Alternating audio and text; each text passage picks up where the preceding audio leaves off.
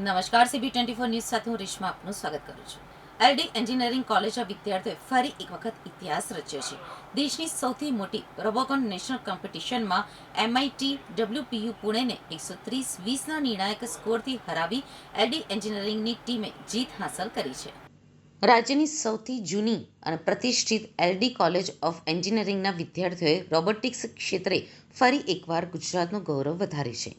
પ્રસાર ભારતી દ્વારા આયોજિત DD Robocon 2026માં દેશભરની 77 ટીમો વચ્ચે યોજાયેલી સ્પર્ધામાં એલડી એન્જિનિયરિંગની ટીમે પ્રથમ સ્થાન મેળવી રાષ્ટ્રીય ચેમ્પિયન બનવાનો ગૌરવ મેળવ્યો છે. IIT દિલ્હીમાં યોજાયેલા ફાઇનલ રાઉન્ડમાં માત્ર 39 ટીમો પહોંચી હતી. તે બાદ અંતિમ તબક્કામાં 12 ટીમો વચ્ચે જંગ જામ્યો હતો, જેમાં એલડીની ટીમે MIT WPU પુણેને 130-20ના મોટા અંતરથી હરાવી વિજેતા બની હતી. આ જીત સાથે હવે ટીમ 21થી 25મી ઓગસ્ટ દરમિયાન હોંગકોંગમાં યોજાનારી આંતરરાષ્ટ્રીય રોબોકોન સ્પર્ધામાં ભારતનું પ્રતિનિધિત્વ કરશે. તેમજ આ તમામ વિદ્યાર્થીઓનું જોબ પ્લેસમેન્ટ પણ સારા પેકેજ સાથે અભ્યાસ પૂર્ણ થયા તેના 1 વર્ષ પહેલાં જ થઈ જાય તેવો અંદાજ લગાવવામાં આવ્યો છે. રોબોકોન સ્પર્ધાએ એશિયા પેસિફિક બ્રોડકાસ્ટિંગ યુનિયન દ્વારા દર વર્ષે યોજાતી એશિયાની સૌથી પ્રતિષ્ઠિત રોબોટિક્સ સ્પર્ધાઓમાંની એક માનવામાં આવે છે. તેમાં વિવિધ દેશોની શ્રેષ્ઠ એન્જિનિયરિંગ સંસ્થાઓ ભાગ લે છે અને વિદ્યાર્થીઓને automation, artificial intelligence, mechanical design, electronics અને પ્રોગ્રામિંગ જેવા ક્ષેત્રોમાં પોતાની કુશળતા સાબિત કરવાની તક મળે છે. એલડીની ટીમે રોબો ઓટોમેશન, મિકેનિકલ કોમ્પ્યુટર અને ENC સહિત વિવિધ શાખાના 20 વિદ્યાર્થીઓએ ભાગ લીધો હતો. અંદાજે 8 થી 9 મહિનાની મહેનત બાદ 8 લાખના ખર્ચે વિદ્યાર્થીઓએ રોબોટ્સ તૈયાર કર્યા હતા. તો 9 મહિનાની મહેનત બાદ વિજેતા બની ગુજરાતનું ગૌરવ વધાર્યું છે. આ કોમ્પિટિશન છે એશિયન કન્ટ્રીઝમાં આબુ રોબોકોનના નામે ઓળખાય છે.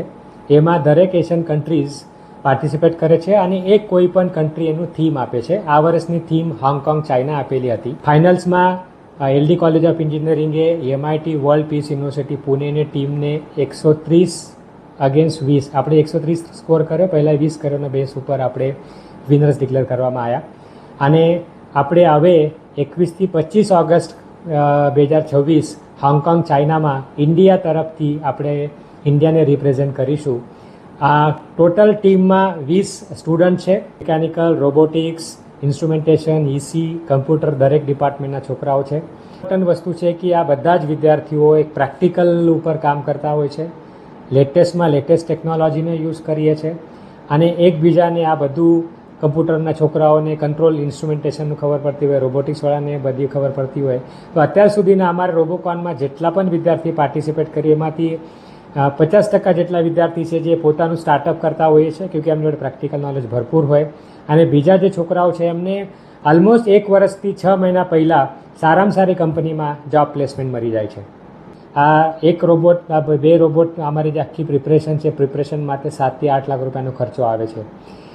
એ ખર્ચો જે કમ્પોનન્ટ્સની જરૂરત હોય છે, એ કમ્પોનન્ટ, છોકરાઓના આવવા જવાનો ખર્ચાઓ અને તમામ પ્રકારની જે પણ ફાઇનાન્શિયલ જરૂરત હોય છે એ સરકાર તરફથી અમને પૂરી પાડવામાં આવે છે.